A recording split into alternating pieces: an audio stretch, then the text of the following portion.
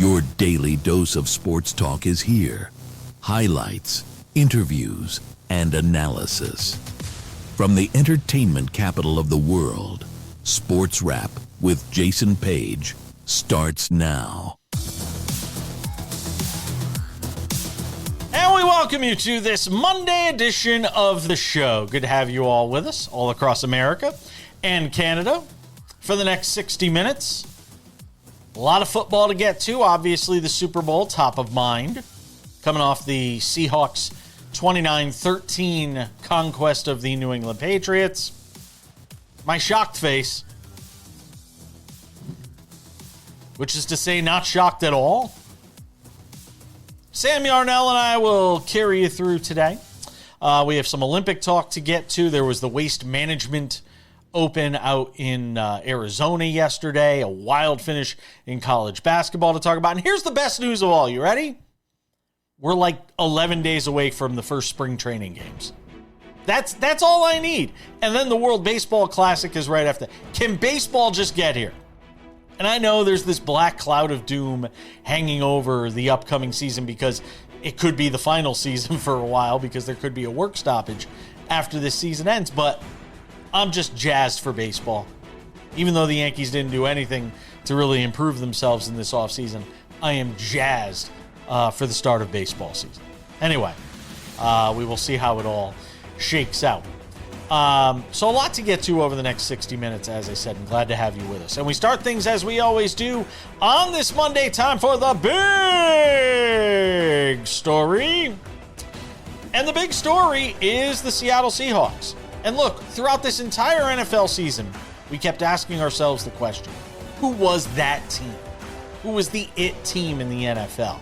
And we went back and forth. And, throughout the year, the odds makers would tell you, oh, no, Kansas City's still the team to beat. They had, the best odds to win the Super Bowl, even when they were, a game away from being eliminated from the postseason. There was Philadelphia, obviously, Super Bowl champions from a year ago. Josh Allen, the reigning Super Bowl MVP, coming back with Buffalo. What could he do? Aaron Rodgers in Pittsburgh with the Steelers. And when all was said and done, when you got to the end of the year, by the time, the dust settles in Santa Clara, you saw why Seattle was the best team in the NFL. Why they wind up winning the Super Bowl. And look, this is not, I don't mean for this to be a beat up on the Patriots sort of segment. But we told you so. We told you so throughout the regular season. We told you so throughout the playoffs when they were beating teams like the Chargers, who had no offensive line, when they were beating teams like the Texans, when C.J. Stroud basically wet the bed. We told you when they were beating the Denver Broncos without Bo Nix. They had a glide path to this Super Bowl. There's no escaping that truth. No matter how much you might want to stick your head in the sand as a Patriots fan throughout the entire season, when all is said and done, when this season is over now, you have to look in the mirror, in the post-mortem, in the autopsy of a Super Bowl drubbing at the hands of the Seattle Seahawks. You have to look yourself in the mirror and say, we just weren't that good. And by that good, I mean to be on the level of a Super Bowl team. They had a good season. To turn things around the way Mike Vrabel did was a remarkable accomplishment. But you have to admit that it was aided by a weak schedule. You have to admit that it was aided by a playoff run where you didn't have to go through Lamar Jackson, where you didn't have to go through Josh Allen, where you didn't have to go through Joe Burrow and the Bengals, where you didn't have to go through a healthy Justin Herbert and the Los Angeles Chargers. And there's a reason why, and we're going to get to this later in the show. The odds makers, when they look ahead to 2027 Super Bowl, are not giving a lot of love to the Patriots. You'd think a team that just went to the NFL's final game of the season would be getting more love when it comes to their odds to win the Super Bowl next year, when Drake May was the runner-up for MVP. Could you imagine? Could you imagine for a moment if Drake May had won this MVP? if it wasn't Matthew Stafford that won last week at NFL Honors, if Drake May were your MVP and he put up that kind of performance, how awful it would be for the league to have your MVP in the biggest stage, the biggest spot, the most eyeballs, put up that kind of stinker. But this is who Drake May was the entire postseason. Again, sometimes we get too deep into this stuff. Sometimes 1 + 1 = 2, and 2 + 2 = 4. And the Patriots' weak schedule and glide path through the postseason, not their fault. Sometimes those things add up to the loss that many of us predicted, unless you're Stanford Steve. Another topic entirely. Look, if you want to go, and by the way, I'm not some pro sports handicapper or college sports handicapper or betting expert. But if you really looked at this matchup, there was no justification for people going on the air and saying not only that the Patriots were going to cover, but that they were going to win the game outright. There wasn't anything in the data. Calm down, Jason. I just get mad when people are loud and funny and people give them credibility and then they say, I'm going to go bet on the Patriots. Why? Because Stanford Steve told me to. And then you wind up losing your mortgage as a result. First of all, you shouldn't be betting the mortgage. If you've got like 5 mortgages paid, and then go do it.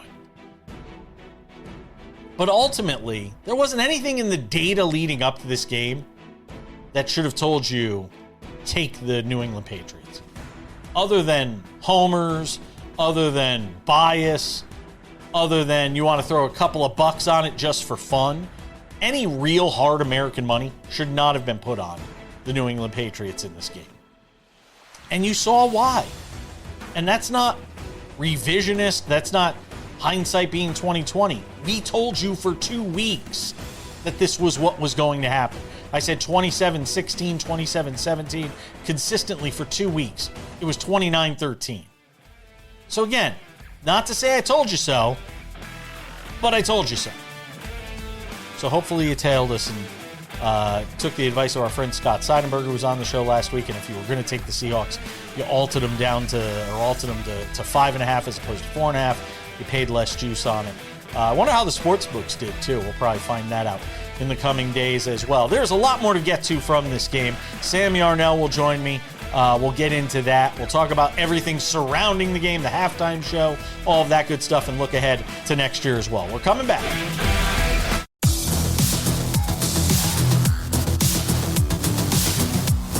Welcome back to the show. You've heard what I had to say about the Super Bowl in the big story.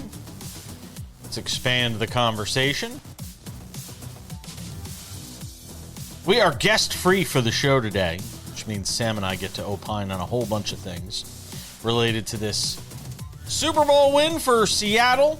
29-13 the final. I had like 27-17. It's pretty darn close, Sam Yarnell. Pretty darn close. And kudos to our friend Scott Seidenberg, who said alt up the 4.5 to 5.5, which gave me some reduced juice. Hope you tailed us on that. And look, I mean, Seattle wins. To me, and I posted this in various places today. A mid-regular season gave us a mid-Super Bowl. That's kind of how I feel about it, Sam. Yeah, so from a betting perspective, Jason, no punt to result in a touchback in the Super Bowl. Freest bet ever. Hope you tailed it. Know it was juicy, but it made you tons of money. If that was your main play, as it was mine, I mean, you knew that Super Bowl, despite having like a bazillion punts in it, not a single one resulted in a touchback. Basically a cash machine, that bet was. A couple of things just out of the gate I wanted to say about the Super Bowl. A couple of really cool things that I noticed, and we'll get into the nuts and bolts of it all in a second. But during the trophy presentation, after the game, you had Jody Allen, the chair for the Seahawks, being interviewed by Maria Taylor.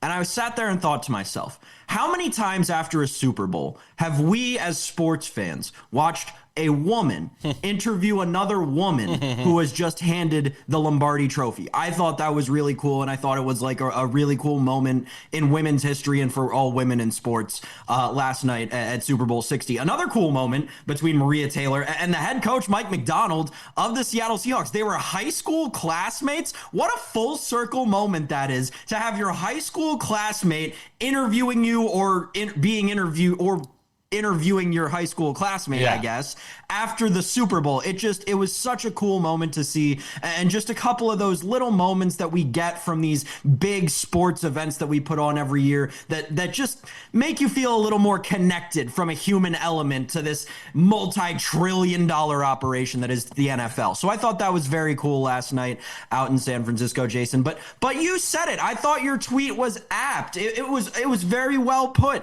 We got a mid-Super Bowl from a mid-season. And I think that one of the themes that a lot of people are talking about this morning, and we can get more into on the show, is there's a clear and obvious change that's happening in the way the sport of football is played right now at the National Football League level. And that is now we're looking at 2 straight years where the far and away best defense in football won the Super Bowl, essentially on the heels of that defense and riding that defense to the Lombardi.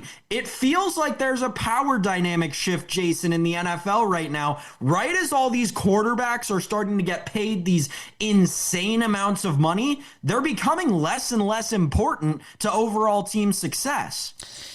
Here's the thing.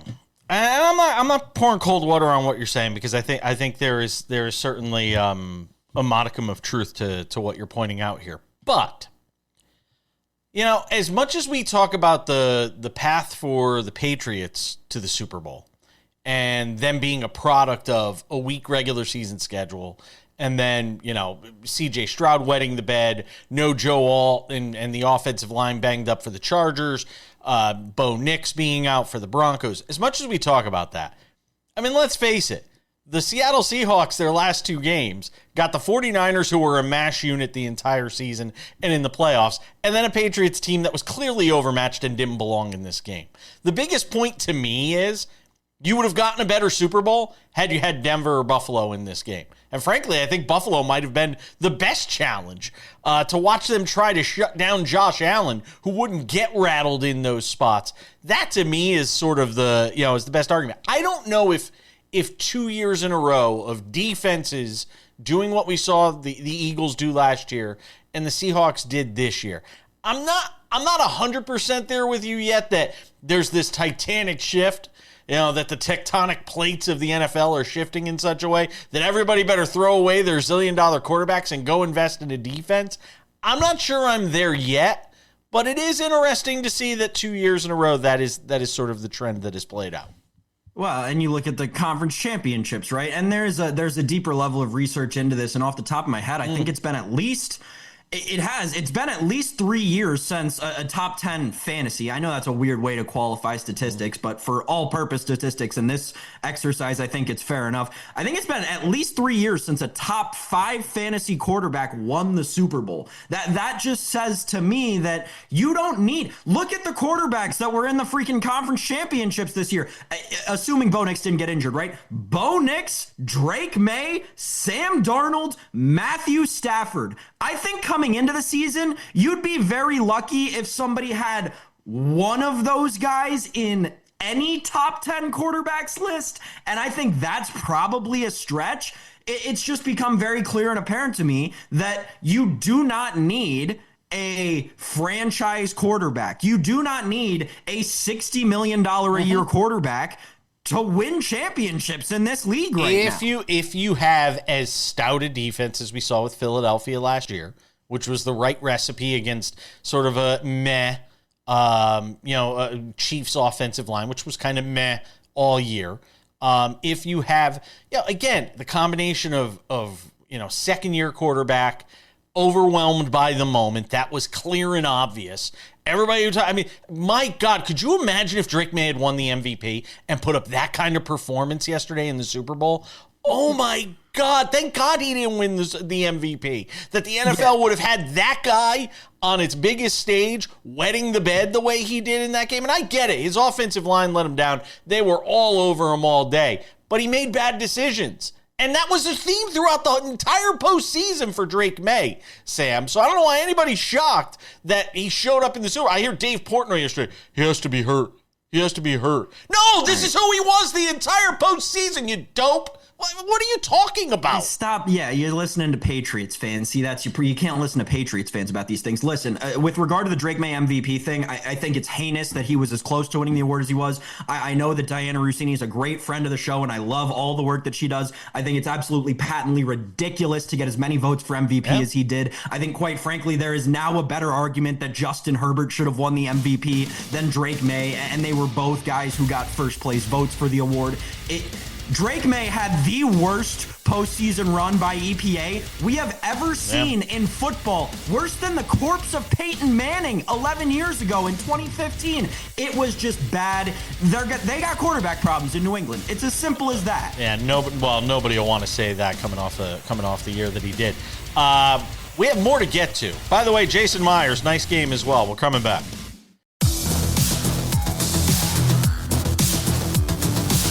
Welcome back to the show.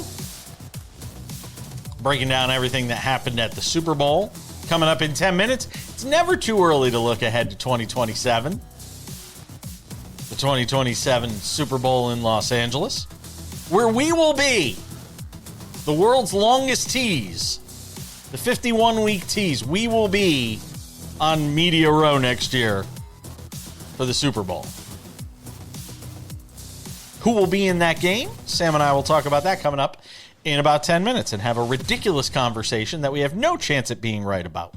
But we will get to it nonetheless. Oh, Sam thinks he does.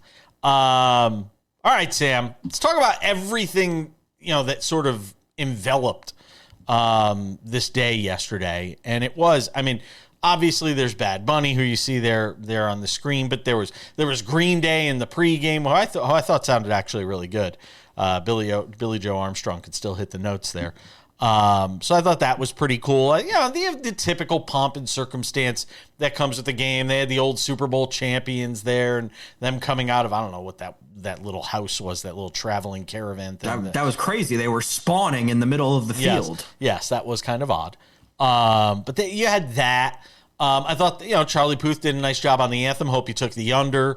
I think it was about 10 seconds under, 9 seconds under. It was like 151, I think, was the number, and 159. And yeah, why are you looking at me funny? I don't know. I didn't see that bet. I didn't see any sports books carrying that bet. I think that might have been a Las Vegas special. Yeah. No, it was out there. You had to go look for it, but it was out there. It was the 159.5. He was like 151, so that was fine. And again, we can get into the halftime show. I thought the commercial, man, I look forward to the commercials every year. Other than the Dunkin' Donuts commercial, there were not many laugh out loud moments. And again, it really just all encapsulates what was just sort of this season in the NFL of just, okay. And look, the legal rebound, I'm not one of these people that's like, oh, that's it, the league's done. Everybody will forget about this and we'll go into next year and the league will be as popular as ever. And, whatever trend takes hold next year and the league will take hold. But man, it just felt like everything surrounding this game, other than the halftime show. And look, it's subjective. We can agree to disagree. I'm not talking about from the political context. I'm just talking about from a pure entertainment value. I couldn't understand a damn word Bad Bunny said. I don't care. I was still really entertained. The choreography, the videography. I always marvel, Sam. I always marvel at how they're able, in live time, this isn't edited, how in real time they're able to capture every angle at every moment. The people directing those Super Bowl halftime shows, I know sometimes they do win Emmys. They should win one for just the visual that was that halftime show yesterday. But I thought the commercials largely sucked. A lot of people blew a lot of money on a lot of ads that were not memorable to me at all. There were several times I turned to my husband, who works in marketing, and said to him, will you go and shop for that brand or remember that brand based on that ad? And he'd look at me and go, no. That's what I found myself saying so many times. Yeah, the ads were horrible. I didn't like any. The one that I liked was the the Budweiser one, which was awesome. They do such a great job with the bald eagle landing on the Clydesdale horse. That rocked. There were like multiple that you could tell were AI like developed. It was like hard to watch. Is the Green Day concert? It was great. I'm not like cool. I thought he sounded good too. Is that new? I don't remember them doing a pregame full stage concert on the field. I don't remember that. Is that new? I don't remember. I thought they've done them outside the stadium. That's what I said, like in the parking lot or something. But I don't ever remember them being on like with a full stage on the sideline. I thought that was crazy. Yeah. But it was great. I did like how that performance was great. The America the Beautiful was amazing. Charlie Puth did a great job. Those of us who love flyovers, the flyover was absolutely sick. The flyover was great. It sucked that NBC kind of botched the shooting of the flyover, but there were some insane videos on social media of that flyover that absolutely rocked.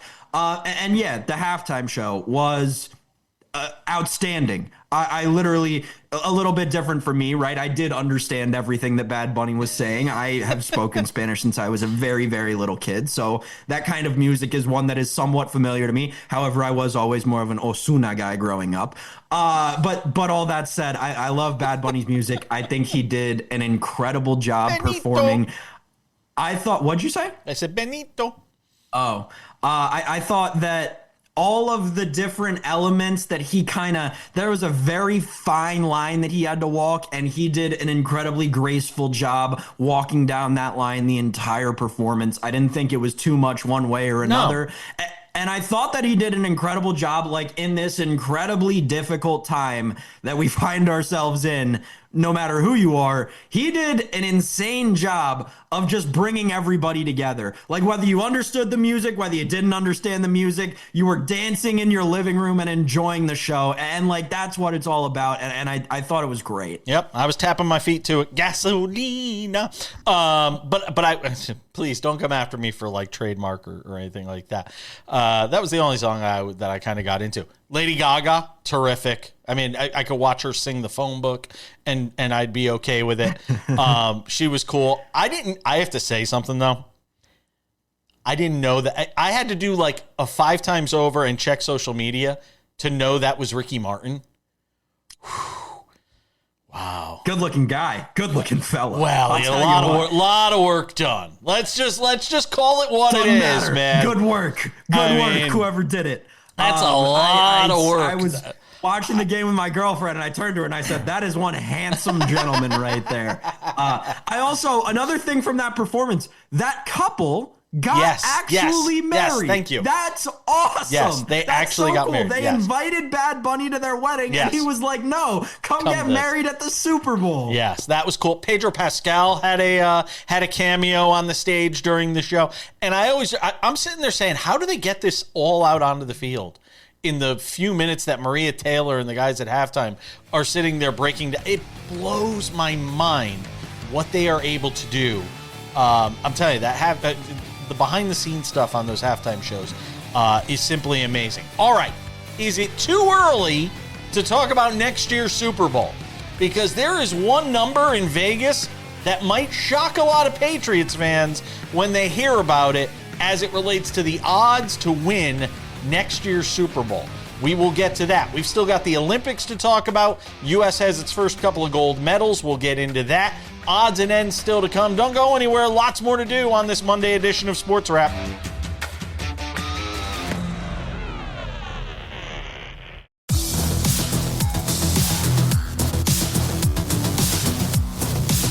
All right, halfway home on this Monday edition of the show. Bill Bender tomorrow on the show for some bracketology, college basketball style. We got a college basketball nugget to throw in before the end of the show. A gem from the weekend. But Sam Yarnell, one more NFL segment. Because it's never too early to look ahead at where we're going to be a year from now. Who will be the Super Bowl winner in 2027 at SoFi Stadium in Los Angeles? Never too early to take a peek ahead. And I was kind of surprised when I clicked on FanDuel last night after the game, and I had to click the more category to find the New England Patriots in odds to win the Super Bowl next year. And it was like, woof, smell, talk about cold water in the face. They got some last night when the odds makers basically said, we're not really taking you that seriously to win the Super Bowl next year. Now, that being said, what were the Seahawks, 60-1? The Patriots, something like that. What were their odds this year to win the Super Bowl before the season started? I don't remember exactly what the number was. Like 60-1 some places, 80-1 others. The Patriots were like closer to 100-1. Yeah, I mean, so you never know.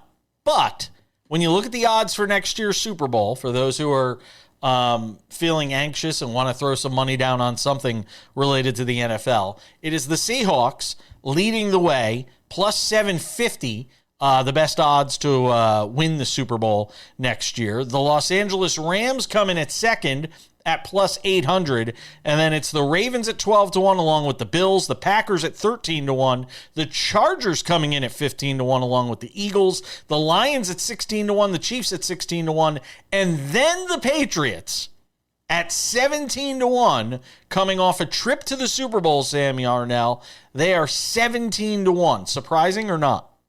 Well, not at all. Not in the slightest. I mean, and you heard it last night, right? People were saying it all over the internet. The nickname, the schedule for Drake May is going to stick for a very, very long time. And if it doesn't go well next year, the schedule may stick even longer because that schedule is going to be brutal next year playing a first place one. What I think is very interesting around the betting landscape and, me diving into all these markets last night, right when they opened up and this morning, I have to go back and do my research today and tomorrow. I believe it's the first time, at least since the repeal of PAPSA, you have both teams from the previous year's Super Bowl not favored to win their own division. I think that speaks volumes to what you were saying earlier in the show about mid-season, mid-level football, mid-teams in the Super Bowl, and a mid-Super Bowl itself, right? The sports books agree with you, right? That's why the Patriots are, quite frankly, very heavy dogs to win the AFC East next year, and the Seattle Seahawks are very slight dogs to win the NFC West. I want to say it's like 5 cents, and the Patriots are like 20-cent dogs to win that division against the Bills. I think, Jason, it speaks to kind of the turnover that we're seeing in the NFL right now, right? I'll go back to my point. Conference championships. Take the 4 teams in the conference championships this year, compared to the 4 teams in the conference championships last year. There's not one that's the same. So there's turnover galore going on in the NFL right now. And that's why, again, and I say this every year, if it's the day after the Super Bowl or the day after the league year ends for any league, and you're going to look to bet somewhere, there is no way, no chance that you should be taking a 5-1 or a 12-1 or even an 18-1. You need to look down the board if you're placing a Super Bowl bet today. I think what the Seahawks have here, though, is repeatable. But then again, we also thought the Philadelphia Eagles was repeatable, but that was also a highly combustible situation, even in the year they won the Super Bowl. So, I'm less surprised that the Eagles didn't wind up back there. But I think what the Seahawks have here is very repeatable.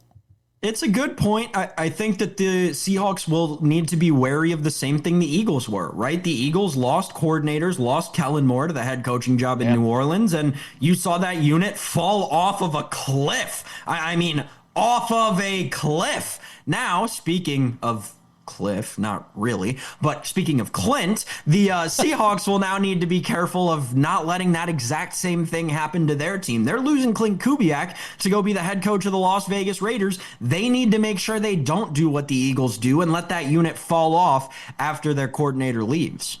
I'm surprised the Chargers have the third best odds. I wonder how much of that is Mike McDaniel. I really do. I wonder how much of that is adding him to the mix for next season, because the Chargers at plus 700 to come out of the AFC, that's surprising to me. I think I think it's a combination of a couple of things. I think that from a sportsbook perspective, right, the Chargers seem like the very clear and obvious favorite in the AFC West, and I'm not sure it's particularly close. You're going to have Bo Nix coming back on that ankle. Is he even going to be ready for like OTAs and stuff? I don't know if they've said that yet. Regardless, that's a big injury for a mobile quarterback, right? He's going to be coming off of that. Obviously, I think not only is Mahomes probably not going to start the season, the shine has kind of come off of the Kansas City Chiefs and the dynasty that was there for a very brief moment. And I don't think the sportsbook is ready to believe that the Las Vegas Raiders, even with Fernando Mendoza and Clint Kubiak, are going to be ready to compete. So to me, that's the best way of being able to justify it. But Jason, I'm not going to sit here and tell you that I agree with it. It's the Los Angeles Chargers, Jim Harbaugh, perennial postseason choker, right? Like, yeah. Houston, by the way, 10-1. You want to ask me for my bet now to win the Super Bowl next year? Because I got one for you. Go ahead. You got 30 seconds. Jason, I'm going to go down the board, as I am wont to do with this market. Yeah. The Las Vegas Raiders are going to win the Super Bowl next year. Give me the Raiders 125-1. Fernando Mendoza, Ashton Genty. I love that team. It's almost as bad as Stanford Steve picking the Patriots to win the Super Bowl. We're coming back.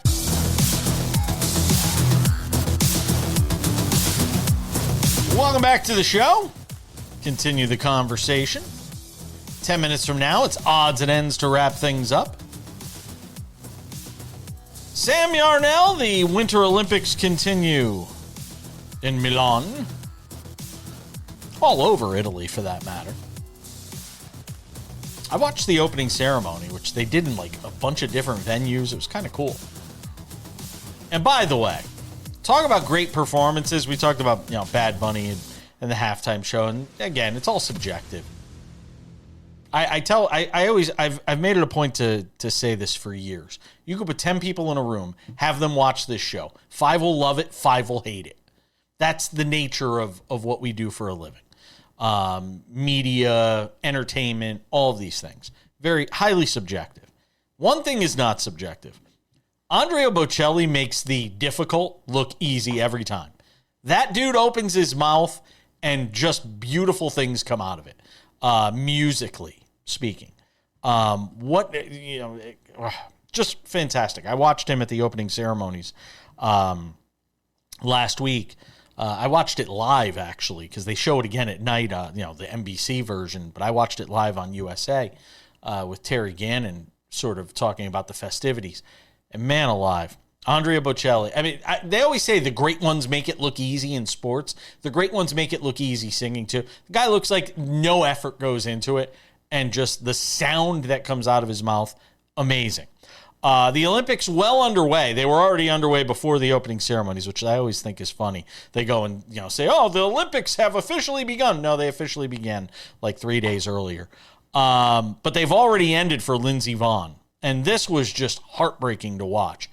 First of all, the amazing idea that she was able to put herself back on the slope after rupturing her ACL. I don't know how you're able to pivot and do the things that she's doing at this high rate of speed going downhill in her 40s with a ruptured ACL. Nonetheless, she was doing it.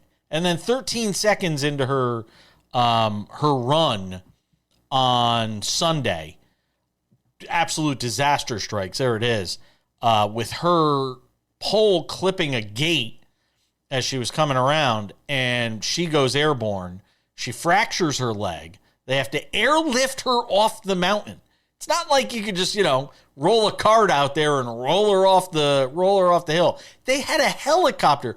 I mean, the drama, it was so quiet on that hill, you could hear a pin drop, Sam. So she's done, obviously, for these Olympics. Just heartbreak for her and that downhill team, which still then winds up winning gold, which is amazing unto itself. Who knows, inspired by her effort out there, Sam. Talk about the skiing first, and then we'll get to the figure skating. But just heartbreak when you watch Lindsey Vonn and what took place. It was. Shout out to Breezy Johnson, by the way. Yes. I mean, Breezy Johnson coming through. But yeah, incredibly sad. Unfortunately, I was awake watching it because it was Super Bowl Sunday, and the life of us, you got to work all the time. It was so heartbreaking. I think that, this is one that you don't think that she's going to come back from a career sense, and that's okay. Lindsey Vonn will still go down as one of the greatest downhill skiers of all time. And Jason, I think that there's a conversation that you and I have somewhat frequently on the show of like, and I know it's hard to answer this question from an athlete's perspective, and we never know, despite however many David Ardsmas and Nick Fergusons we can talk to. But like what, why? That's just, why? Why? I don't understand. I get it. Why what? It's the Olympics. You get it you get a chance once every 4 years, but you get injured in this way, and you have such the legacy that Lindsey Vonn does. There's just a part of me, and it's the reason I'll never be an athlete anywhere near that caliber. But I just don't understand why you still why you still want to go out and push yourself to the ultimate limit when you know that, this is something that could happen. It could end your, skiing career entirely. Well, it's that competitive. I mean, look, it's Tiger Woods, shredded his knee and won a U.S. Open on it. I mean, and I'm sure there had to be people sitting there going, you may cause permanent damage by going out there and doing this. And Tiger still went out there and bested Rocco Mediate, to win one of the most memorable. I mean, it's the difference between greatness and immortality is what Tiger did in that U.S. Open. And Lindsey Vonn, I think even despite the injury, because the injury, the ruptured ACL had nothing to do with her getting hurt. She had run a couple of practice runs prior to this with the ruptured ACL, and I think she was pretty good from what I recall. It's just that competitive spirit, and I think it was the idea that this was the final time, and all the work that went into preparing for this final run for her obviously had a lot to do with it. Real quick, I don't want to give short shrift to the U.S. figure skating squad. The quad god Ilya Malinin, fantastic.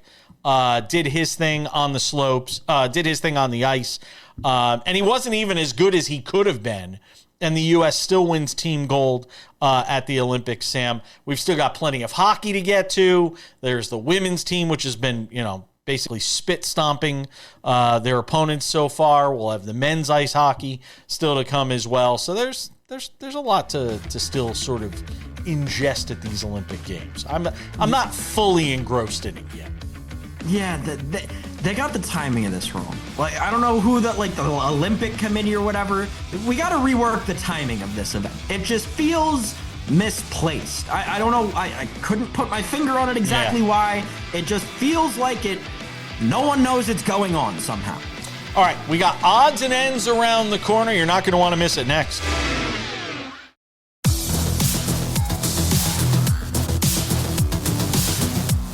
Just about time to put the wraps on this baby for a Monday. Tomorrow on the show, Bill Bender talks college hoops. Yes, he does that too for the sporting news. Bill Bender will be with us. Do some bracketology. My UConn Huskies lost to St. John's over the weekend. Feels like there's a real dividing line, though. You have the top 5 or 6 teams in the country, and then feels like there's a bit of a drop off there where there's a lot of parity. Doesn't mean one of those teams can't come out of the pack, but certainly something we'll talk about with Bill Bender. Couple of reminders before we go. The Sports Wrap with Jason Page podcast, available on all your favorite podcasting platforms. Make sure to go and subscribe to it. You can listen to the show Monday through Friday, early every afternoon, 45 minutes. Go and subscribe to that. Works great as an audio companion if you're driving to work, on the treadmill, at the gym, wherever you may be. The Sports Wrap with Jason Page YouTube channel. This is the place for all things Sports Wrap with Jason Page. The Monday through Friday TV version of the show, available there. before it's available anywhere else, go and subscribe to the Sports Wrap with Jason Page YouTube channel. Sports Wrap Shorts available there as well. 1 to 3 minute long vertical videos. These are the top stories of the day as they're breaking, so you don't have to wait until we get on the air the next day. Top stories there, the top games in sports, we have them covered for you with Sports Wrap Shorts. Sports Wrap Shorts also available on our TikTok, Sports Wrap Jason Page, and on our Instagram, you guessed it, Sports Wrap Jason Page. And without any further delay, on this fantastic, wonderful, beautiful Monday edition of the show, it's time for some odds and ends. Odds and ends, Sam Yarnell, the Waste Management Open. Chris Gotterup is your winner in an event that will be remembered as much for some YouTuber, TikToker punk who's out there, harassing players or paying people to harass players and say things in their backswing. Jack Doherty is his name.